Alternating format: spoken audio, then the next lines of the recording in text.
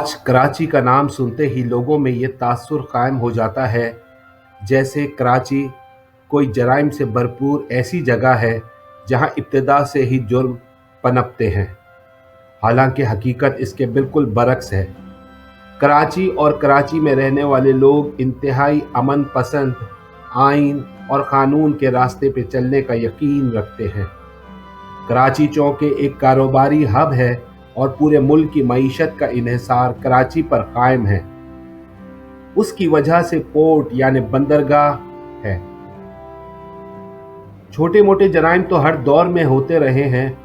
کراچی میں جرائم کی تاریخ جاننے کے لیے ہمیں قیام پاکستان سے پہلے والے کراچی کی تاریخ کو سمجھنا پڑے گا، یعنی سن 1947 سے بھی پہلے، تقریباً سن 1926 کے دور میں جانا پڑے گا۔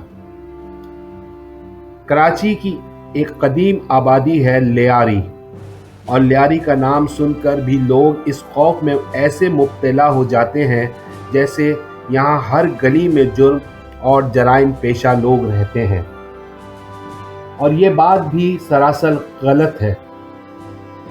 لیاری میں بسنے والے بلوچ، مکرانی، مہاجر، کچھی، کشمیری، ہزاروال، پنجابی، سندھی، سرائکی سب لوگ امن پسند ہیں۔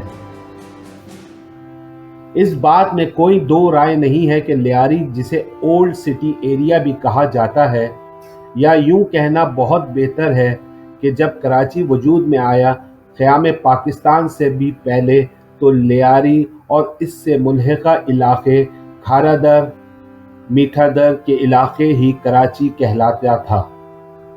اور اگر ہم یہ کہیں کہ اس وقت کراچی سندھ کا شہر تھا تو یہ بات بھی سمجھ سے بالاتر ہے۔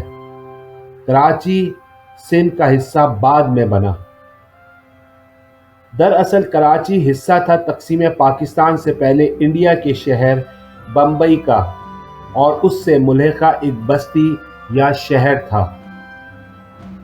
بمبئی کا اس شہر کراچی میں کافی اثر رسوخ تھا، اور یہاں آج تک پولیس کا جو قانون ہے وہ بمبئی کا ہی قانون نافذ ہے۔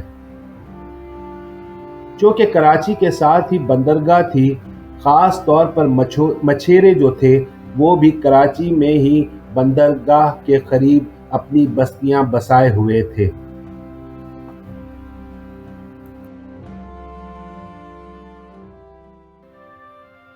اور جو دوسرے صوبے یعنی سندھ کے اندرونی علاقوں، پنجاب، سرحد اور بلوچستان سے کاروبار کے لیے لوگ آتے تھے، وہ بھی اس کراچی کے لیاری کے علاقے میں آتے جاتے رہتے تھے اور یہاں آ کر بس بھی گئے تھے۔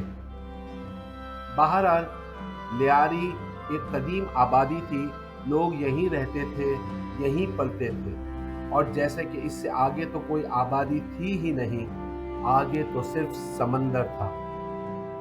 اور جس راستے سے وہ لیاری میں داخل ہوتے تھے تو اسے بند روڈ کہا جاتا تھا، مطلب اس راستے کے بعد آبادی ختم ہو جاتی تھی اور سمندر شروع ہو جاتا تھا۔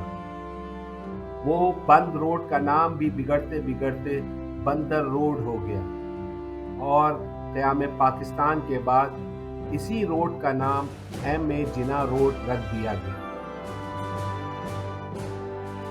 تو لوگ یہاں آباد ہونا شروع ہو گئے اور آبادیاں بڑھنے لگیں۔ تو جہاں جہاں آبادیاں ہوں گی تو وہاں کچھ نہ کچھ جرائم بھی ہوں گے۔ اگر لیاری کا نام آتا ہے کہ یہ جرائم کی آماج گاہ ہے تو اس کی وجہ صرف یہ ہے کہ کہیں اور تو آبادیاں تھیں ہی نہیں اور لوگ یہیں آ کر بستے تھے، اور جہاں لوگ ہوں گے تو کچھ نہ کچھ جرم تو پنپے گا۔ یہ تمام قصہ قیام پاکستان سے پہلے کا ہی ہے، یعنی سن 1947 سے بھی پہلے، تقریباً سن 1926 کا دور ہے۔ یہاں تقسیم پاکستان سے پہلے کوئی انڈیا پاکستان کی سمندری حدود نہیں ہوتی تھی، اور بمبئی کراچی کے درمیان سمندر کے راستے سفر کیا جاتا تھا، اور دونوں شہروں میں لانچ سسٹم تھا سفر کرنے کے لیے۔ लॉन्च के जरिए ही बम्बई के लोग कराची और कराची के लोग बम्बई आया जाया करते थे, और जराइम की भी इन्हीं समंदरी रास्तों से एक शहर से दूसरे शहर में आमोदरफ्त रहती थी।